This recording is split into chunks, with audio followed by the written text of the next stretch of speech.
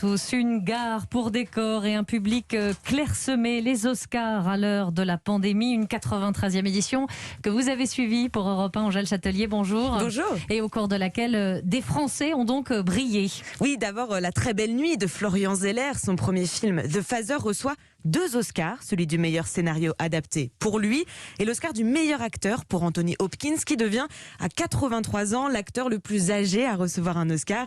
The Father, c'est d'ailleurs l'histoire d'un homme âgé et de sa démence. Et Florian Zeller qu'on retrouvera tout à l'heure dans le journal de 8h. Et puis une autre Française a donc été récompensée cette nuit. Et oui. The Academy Award for Best Documentary Short goes to Colette. Le prix du meilleur court-métrage est donc attribué à Colette, qui retrace le pèlerinage de Colette Marin-Catherine, ancienne résistante française sur les traces de son frère, déporté dans un camp de concentration allemand en 1943. Et enfin, autre récompense française, celle du meilleur mixage son pour Nicolas Becker et la musique puissante, disons-le, du film Sound of Metal.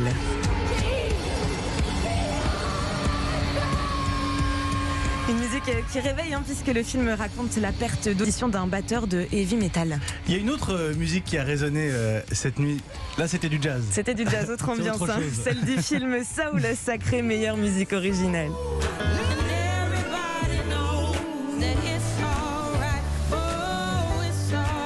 Une récompense symbole de la diversité de cette 83e édition. Cérémonie, John Baptiste devient alors le 2e compositeur noir à remporter ce prix.